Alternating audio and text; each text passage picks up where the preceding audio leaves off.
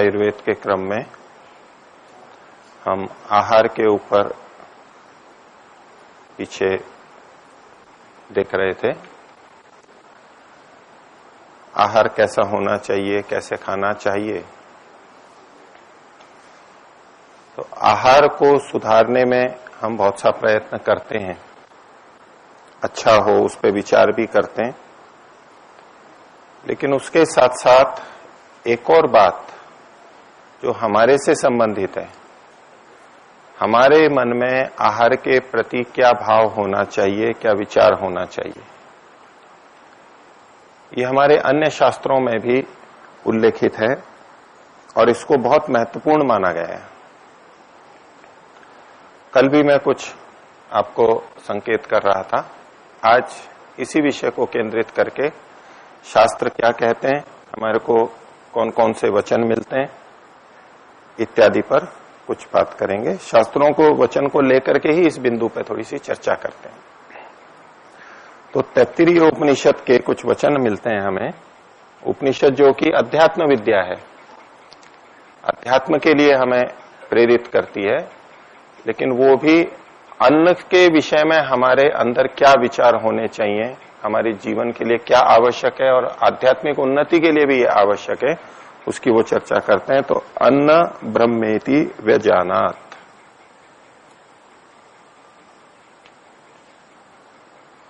अन्नम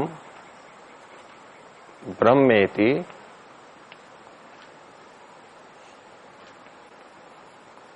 व्यजानात्।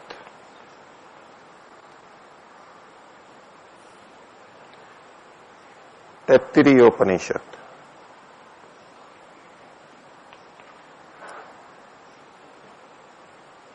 तैत्तिरीय उपनिषद।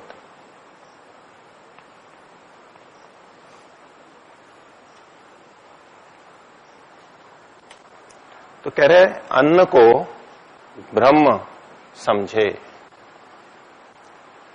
ब्रह्म एक तो परमात्मा के लिए बोलते हैं हम, जिस प्रकार से ब्रह्म होता है ऐसे अन्न को भी समझे। अन्न ब्रह्म नहीं है, लेकिन अन्न को ब्रह्म की तरह से देखे, समझे। जैसे ब्रह्म यानी परमात्मा हमारी रक्षा करता है, ऐसे ये अन्न भी हमारी रक्षा करने वाला है, ये भाव भोजन करते समय रहे। जैसे ब्रह्म परमात्मा हमें उत्पन्न करता है, शरीर की उत्पत्ति करता है, ऐसे ये अन्न भी हमारी उत्पत्ति करता है, हमारे शरीर के निर्माण में सहयोग देता है।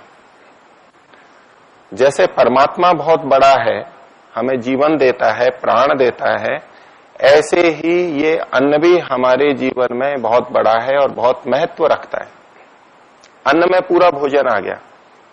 तो जिस भी समय हम भोजन करते हैं या अन्न आदि हमारे घर में भी रखे हुए रहते हैं, उस समय भी जब वो कच्ची अवस्था में है, जब वो पक गया है, हमारे सामने उपस्थित है, तब भी हमारे मन में ऐसा भाव रहे कि ये परमात्मा के द्वारा उत्पन्न है, परमात्मा ने हमारे लिए दिया है, ये बहुत श्रेष्ठ है, हमारे जीवन के लिए हितकारी है, ये भावना रखें।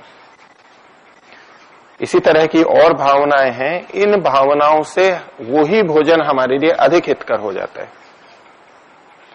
हमारा अधिकतर ध्यान कहां केंद्रित रहता है? भोजन पे। भोजन कैसा रहे, किस तरह से बनाया जाए, अधिक बल देगा, अधिक पुष्टि देगा, अधिक स्वादिष्ट होगा, भोजन पर अधिक केंद्रित रहते हैं, वो भी ध्यान रखना है। लेकिन अंदर हमें क्या क्या सोचना है, ये आध्यात्मिक बात हो गई।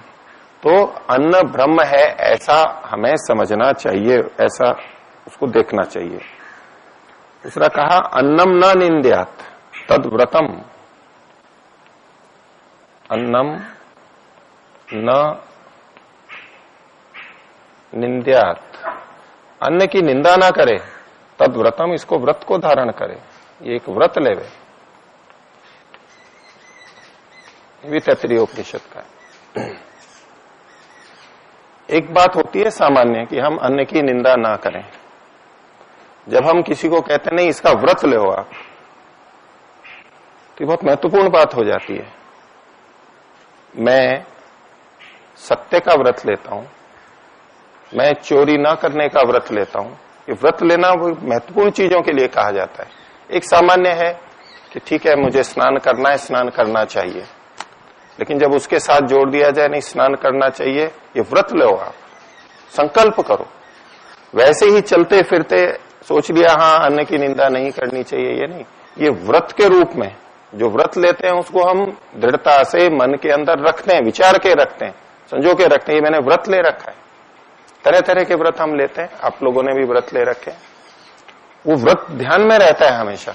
तो अन्नम न निंद्यात, इस बात को हमेशा मन में रखे कि उसकी निंदा ना करते हैं। अन्नम न निंद्यात, अन्न की निंदा हम बहुत तरह से कर देते हैं। एक तो बोल के भी करते हैं, जो भोजन आया है उसको देख करके हमारे लिए स्वादिष्ट नहीं है, हमारे जैसा हम चाहते हैं वैसा नहीं है, तो हम उस अन्न की निंदा करने लग जाते हैं, अन्न के बनाने वाले की निंदा करने लग जाते हैं। तो जो भोजन जैसा भी आया है उसकी निंदा ना करें। ये हो सकता है वो हमारे अनुकूल ना हो, लेकिन इससे वो अन्न निंदित नहीं हो जाता है। अन्न तो अपने विशेष गुणों से युक्त है, हमको बल ऊर्जा देगा, दे सकता है, वो गुणों से तो युक्त है, हमारे अनुकूल नहीं है, इतनी बात है। तो किसी और के लिए तो अनुकूल है। ये अन्न का दोष नहीं है कि वो हमारे अनुकूल नहीं हो रहा है। ये हमारे शरीर की स्थिति है, हमारा स्वभाव है, प्रकृति है, हमारे रोग हैं, परिस्थितियां हैं, जिसके कारण से ये अनुकूल नहीं हो रहा है, हमें अनुकूल नहीं हो रहा है। लेकिन उसका कोई दोष नहीं है, वो अपनी जगह पे परिपूर्ण है, उसका जो भी गुण धर्म है वो है उसके अंदर। भोजन यदि जल गया है, नमक अधिक हो गया है, मिर्ची अधिक हो गई है, इत्यादि जो भोजन के भी दोष हम देख लेते हैं, वो होते हुए भी हमें पता लगता है कि इसमें नमक अधिक हो गया है, ये कच्चा रह गया है, ये अधिक पक गया है, अधिक गल गया है, इत्यादि कुछ बातें वहां भी रहती हैं। लेकिन इतना होते हुए भी उसकी निंदा नहीं करें, मन में निंदा का भाव नहीं लाए। हम बोल के निंदा कर देते हैं, उसको दुत्कार करके भी निंदा कर देते हैं, हटा देते हैं, नहीं चाहिए, हटाओ इसको, इस तरह से मन में भाव करते हैं, उसको एकदम यूं फेंक देते हैं, अलग कर देते हैं। अथवा मन में खेद का भाव ले आते हैं, ग्लानि का भाव ले आते हैं, मन में खिन्नता हो जाती है, उसको देख के उदास हो जाते हैं। ये क्या भोजन आ गया, ये क्या वो की वही रोटी, क्या वो ये वो की वही सब्जी, प्रतिदिन वही सब्जी वही दाल, ऐसा भाव मन में आ जाता है। ये भी निंदा ही है उसकी। जो आ गया उसके लिए मन में प्रसन्नता का भाव रहे, निंदा नहीं करें कम से कम। क्योंकि निंदा करने से, अभी मनुस्मृति का भी एक श्लोक इस संदर्भ में है, वो आगे बताऊंगा, उससे हमारी कोई हानि होती है। जो उससे लाभ मिल सकता था वो लाभ भी हमारे को नहीं मिलेगा, कम मिलेगा। ठीक है, भोजन उतना अच्छा नहीं बना है, संभव है, यथार्थ जो चीज है वो तो दिखाई देगी हमारे को, लेकिन उसकी निंदा नहीं करेंगे। मन में परेशान नहीं होंगे, मुंह नहीं चढ़ाएंगे। जैसे बच्चों में प्राय होता है, या तो कोई ऐसे स्वभाव वाले बड़े भी होते हैं जो ऐसी चीज देख करके, अपनी पसंद की सब्जी नहीं है वो चीज आ गई, आलू आ गया जिसको आलू पसंद नहीं है, दलिया आ गया जिसको दलिया पसंद नहीं है, वो मुंह चढ़ाने लगते हैं।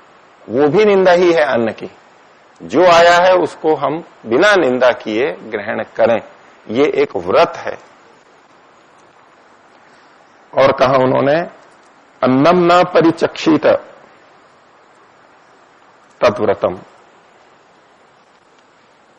अन्नम न परिचक्षित तद्व्रतम, अन्न को छोड़े नहीं। थाली में, पात्र में जो हमारे को सामने भोजन आया उसको छोड़े नहीं, झूठा ना छोड़े। तो इसके लिए कई उपाय हमारे को करने पड़ते हैं।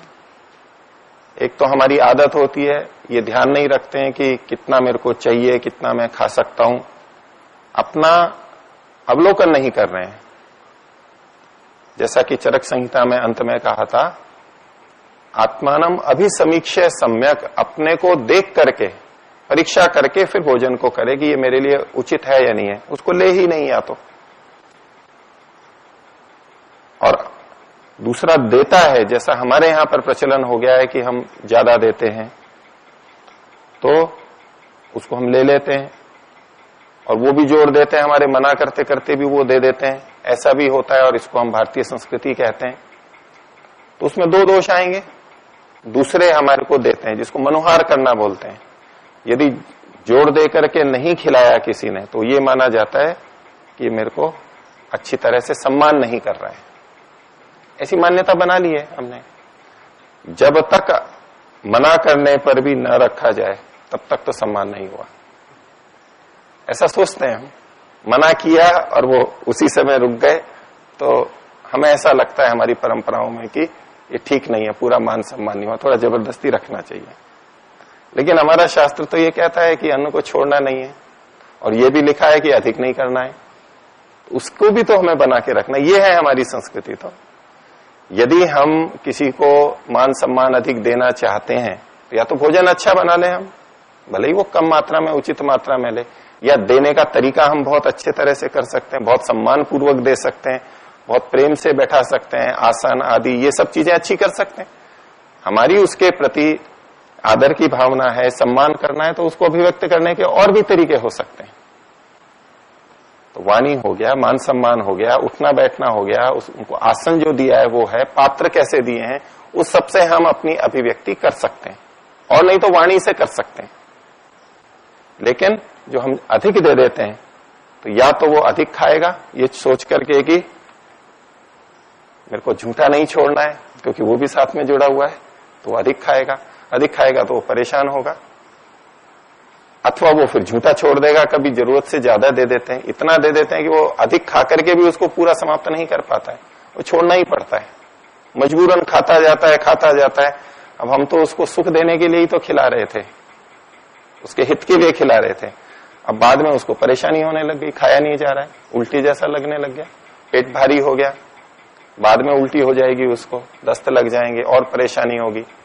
हम उसके हित के लिए खिला रहे हैं, उसके सुख के लिए खिला रहे हैं, तो जितने में वो सुखी होता है उतने में हमें करना चाहिए, और हमें भी संकोच नहीं करना चाहिए, हम मना कर दें उसको, कर देना चाहिए मना, मेरे को नहीं चाहिए, और आप देंगे तो ये मैं झूठा छूट जाएगा, मैं इसको झूठा नहीं छोड़ना चाहता।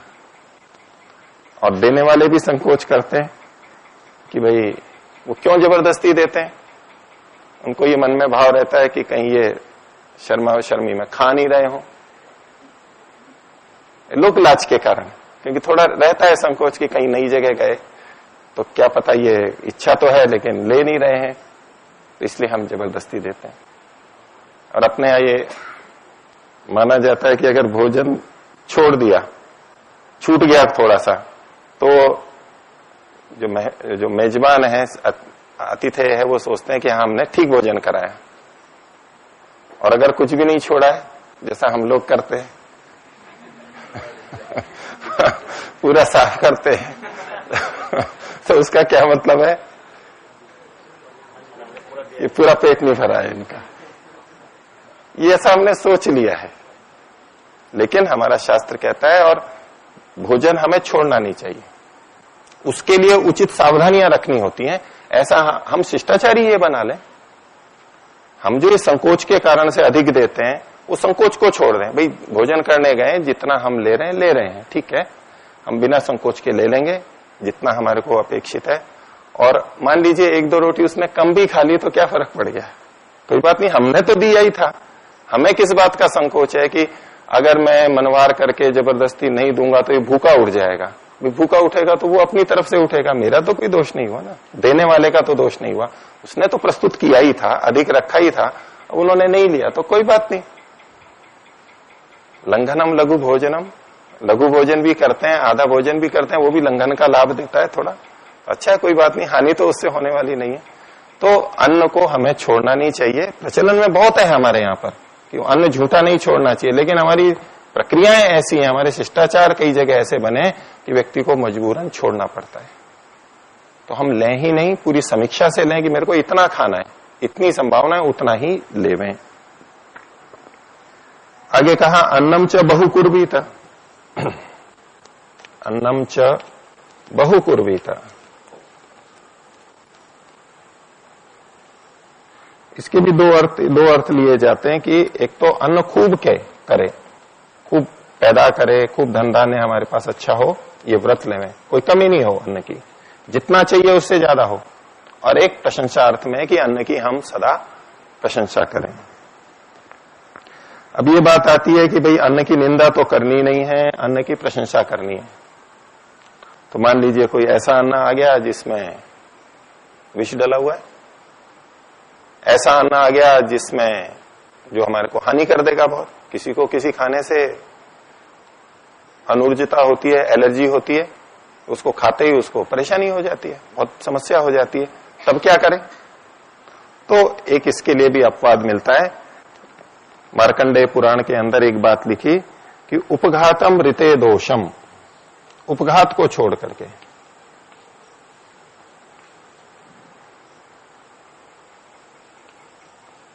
उपघातम ऋते दोषम नन्नस्योदीरयेद बुधः।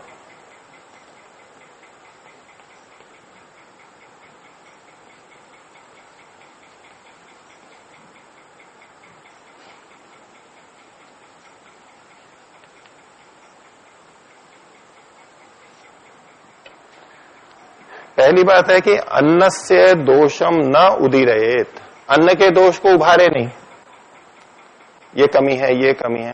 वैसे अच्छा है भोजन, बहुत सारी अच्छी बातें भी है, लेकिन कई बार व्यक्ति वो दोष ही दोष देखता है, भोजन करते समय मीन मेख निकालता है।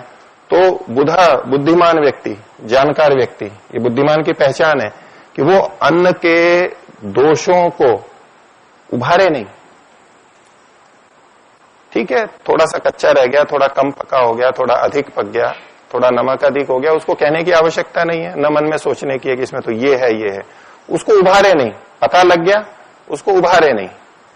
लेकिन उपघातम ऋते, उपघात को छोड़ करके, यदि हमें लग रहा है इसमें कोई कीड़े आ गए हैं, कोई विष आ गया है, ऐसी है, उसको तो बताए। जो छोटे मोटे दोष हैं उसको बताने की आवश्यकता नहीं है। उपघात हो रहा है, मृत्यु की स्थिति है या बहुत हानि हो सकती है, उसको बताने में संकोच भी ना करे, वो बताना चाहिए। इसको अपवाद रूप में रखा, इसको छोड़ करके बाकी किसी दोष को उभारे नहीं अन्न के।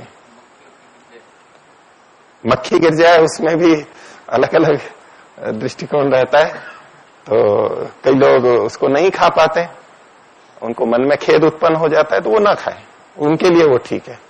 लेकिन कुछ जगह वो उसका उपाय ही नहीं है वो नहीं खाए तो कर ही नहीं सकता भोजन। जैसा गुरुकुलों में होता रहता था, हम बचपन में जब थे गुरुकुल में, कई जगह पे ऐसा होता रहता है, सावधानी नहीं है। और कई जगह होता है, कई भोजनालय या निर्जन जगहों पर अनाथालय होते हैं, तो चावलों में कीड़े होते ही हैं, सुलसुली होती है और वो दिखती भी है, उसका कोई उपाय नहीं होता उनके पास, बच्चों के पास में, वो निकाल करके खा लेते हैं, मन को भी उनको हानि नहीं होती है, ग्लानि नहीं होती, आदत हो जाती है। लेकिन आपके मन में अगर ग्लानि आ रही है तो अच्छा है कि ना लिया जाए, वो ना लिया जाए। तो ये कुछ बातें हुई। और इसी विषय में मनुस्मृति भी बोलते हैं। मनुस्मृति धर्मशास्त्र है, उसमें आध्यात्मिक बातें भी दी गई हैं और हमारे व्यवहार की बातें भी दी गई हैं, बहुत सारा, दिनचर्या कैसी हो, जीवन कैसा हो, कैसा परस्पर व्यवहार हो, ऐसी बहुत सारी बातें दी गई हैं। वो भी इसी बात की पुष्टि करते हुए कहते हैं, एक श्लोक है, पूजयेद अशनम नित्यम।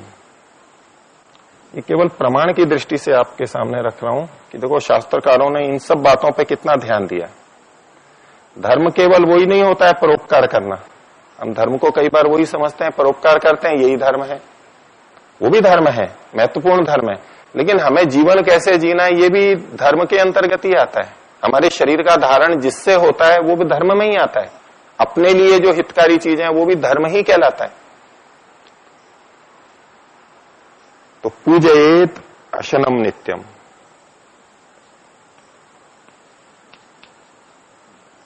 अशन कहते हैं जो हमारा खाया हुआ है, जो भोजन है, उसकी हमेशा पूजा करें, नित्य सदा। पूजयेत अशनम नित्यम अद्याचैतद अकुत्सयन।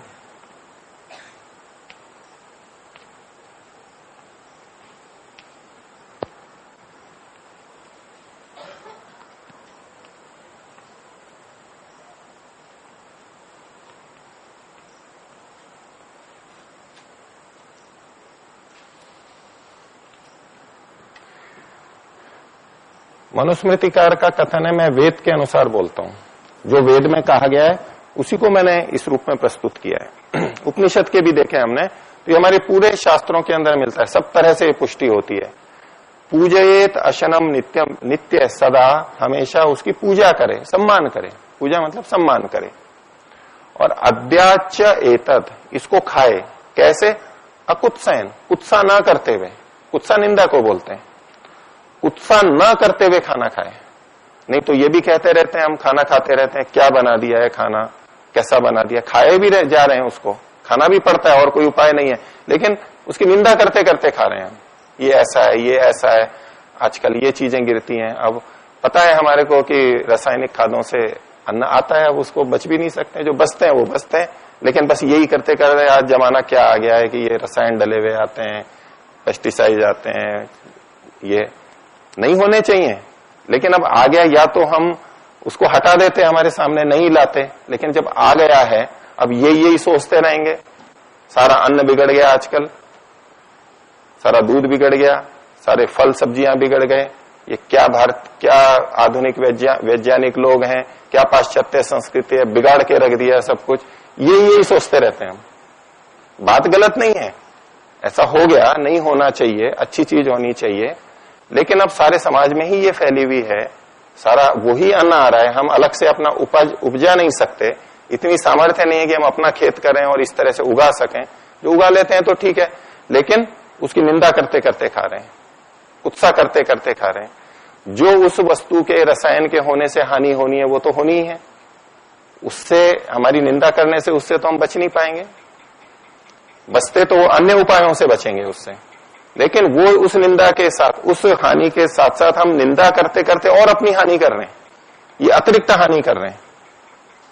तो कोई बात नहीं, आम आया है, रसायन से पका हुआ आया है, जैसा प्राय होता ही है आजकल, केले ऐसे ही आते हैं और भी फल आते हैं, तो या तो हम खाएं नहीं उसको, ठीक है, कोई बात नहीं, मेरे को अनुकूल नहीं है, लेकिन हम खा रहे हैं और कुत्सा करते करते खा रहे हैं, तो ये हम अपने लिए और अधिक हानि कर रहे हैं।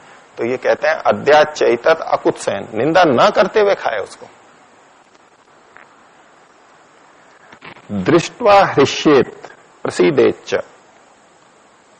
दृष्ट्वा यानी देख करके, हृष्येत यानी प्रसन्न होवे, हर्षित होवे, हर्ष का भाव मन में आए। प्रसीदेच्च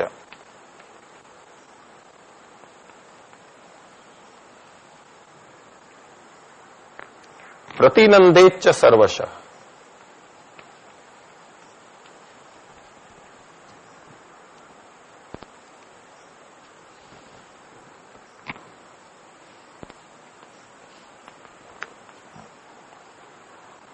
जैसे ही भोजन हमारे सामने आए उसको देख करके मन में हर्ष का भाव आना चाहिए, उत्साह होना चाहिए, आओ मेरे को भोजन आया। ये कोई राग की बात नहीं है, मन की स्थिति बदलने की बात है।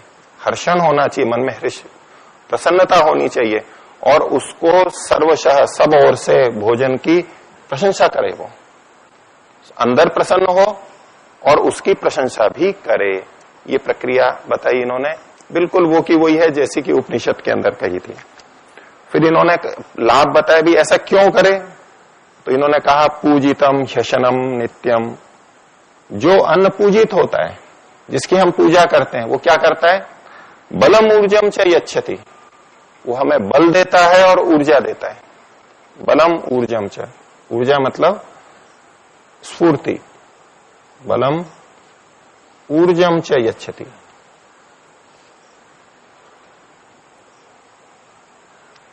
वैसे तो बल और ऊर्जा देता ही है अन्न, लेकिन यहां ये कहा कि उसको देख करके प्रसन्न हो, हर्षित होवे, तो फिर भी पूजितम ह्यशनम नित्यम बलम ऊर्जम च यच्छति, मतलब अधिक बल और ऊर्जा देता है। सामान्यतः तो देगा, हमको यहां तर्क करने लगे कि हम बिना पूजा के भोजन लेते हैं तो भी बल और ऊर्जा तो मिलती है, लेकिन हम पूजा करेंगे तो वही अन्न हमें अधिक बल और ऊर्जा प्रदान करेगा। और फिर कहा अपूजितम तु तद्भुक्तम उभयम नाशयेदितम, इन दोनों को नष्ट कर देता है, यानी कम कर देता है। यदि बिना पूजा के हम उस भोजन को ले रहे हैं, भोजन की प्रशंसा हमने नहीं की है मन में, बाहर से पूजा करने की कोई आवश्यकता नहीं है कि हम ऐसा प्रस्तुत करें, हाथ जोड़ें, जोड़ सकते हैं वो भी आप मन में भावनाओं को अभिव्यक्त करने के लिए, लेकिन उसकी आवश्यकता नहीं। मन के अंदर ऐसा हमारे भाव होना चाहिए। तो अगर वो नहीं है तो इन दोनों को ये नष्ट करता है, यानी क्षीण करता है, ये कम हमें प्राप्त होंगे।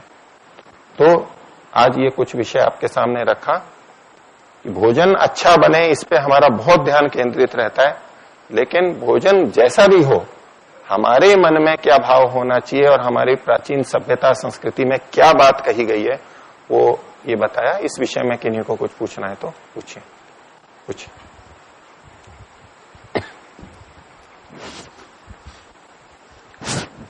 ओम गुरु। भोजन के विषय में, जैसे कोई भोजन हमारे प्रकृति के विपरीत आ गया, हम चावल नहीं खाते, चावल आ गया यार, कोई मटर की दाल या चने की दाल वात कारक होती है आ गया, और अन्न आ गया, अब उसके लिए हम अहितकर है, हमारे लिए खाएंगे तो हमारे लिए अहित करेगा। और आ गया किसी सब्जी में नमक ज्यादा है, हमारे उदाहरण ज्यादा मत दीजिए, आपकी बात आ गई, बैठिए। ऐसी स्थितियां बनती हैं, तो एक तो जब हमारे सामने आता है हम उसी समय देख करके ले रहे हैं। बांटने वाले अगर आ रहे हैं, हम पंगत में बैठे हैं, तो भाई क्या चीज है ये देख करके लें, पूछ लें उससे भाई ये क्या चीज है। प्रतिकूल है तो हम ना लें, अपने स्वास्थ्य के प्रतिकूल है। अथवा घर में थाली में आता है तब भी हम भोजन करने से पहले पूछ सकते हैं और उसको हटा सकते हैं। और कभी वही आता है और कुछ हम ले नहीं सकते, और तो थोड़ी मात्रा में लेके हम काम चला सकते हैं।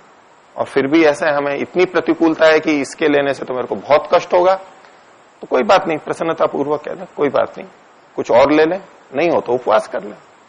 उसकी निंदा नहीं करनी है हमारे को, उसकी अन्न की। वो किसी के लिए लाभदायक है अन्न, सबके लिए हानिकारक नहीं है। हाँ, आप पूछिए। ओम आचार्य जी। जी, मेरा प्रश्न ये है कि वैसे विषय 2 दिन पहले का है, खाना कब खाए? जैसे कि हम एक्सरसाइज करते हैं या कसरत करते हैं, उसके तुरंत बाद खाना चाहिए या थोड़ी देर के बाद? जैसे कि पानी नहीं पीना चाहिए तुरंत, वैसे। जी, व्यायाम के एकदम बाद में नहीं खाना चाहिए। व्यायाम किया, शरीर थोड़ा ठंडा किया, स्नान आदि करना है तो वो कर लिया, और फिर कम से कम आधा घंटा का समय हो जाए, और बाकी अनुकूलता है, किसी को पौन घंटे में 1 घंटे में होता है। लेकिन भोजन एकदम व्यायाम के बाद नहीं कर लेना चाहिए, वो अच्छा भी नहीं लगेगा।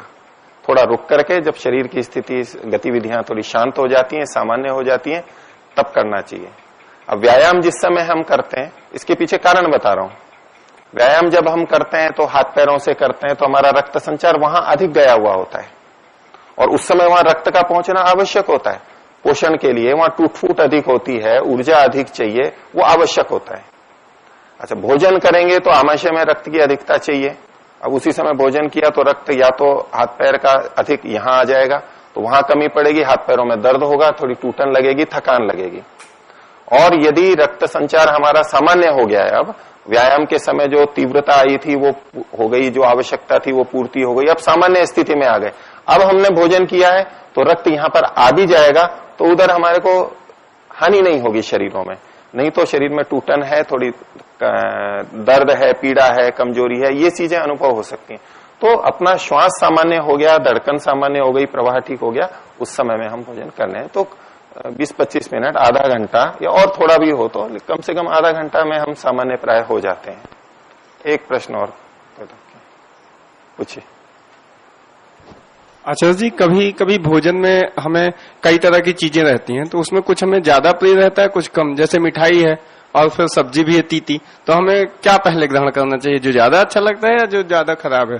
ये अलग प्रश्न है, इसको कभी और लूंगा, इसको भी विस्तार से लूंगा। पहले क्या खाना चाहिए, उसके लिए भी विधान है, कैसे करना चाहिए। ठीक है, इतना ही रखते हैं इसको। 3 बार ओम का उच्चारण।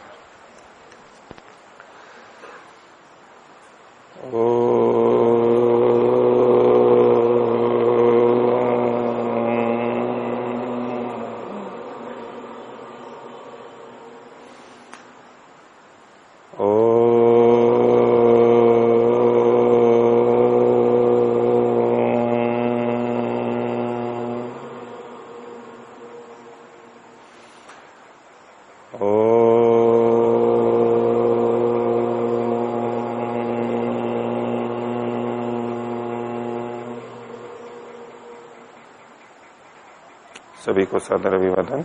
ओम शांति।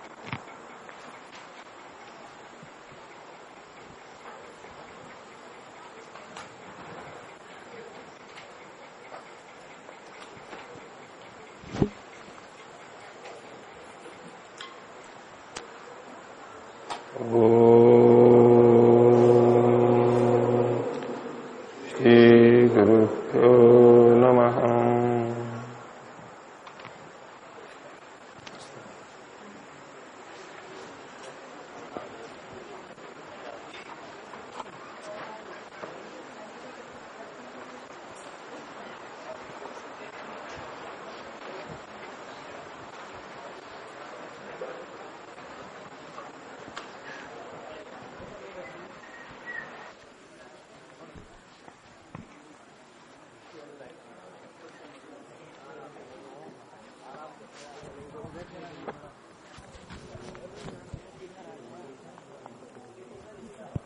अब आगे चलो।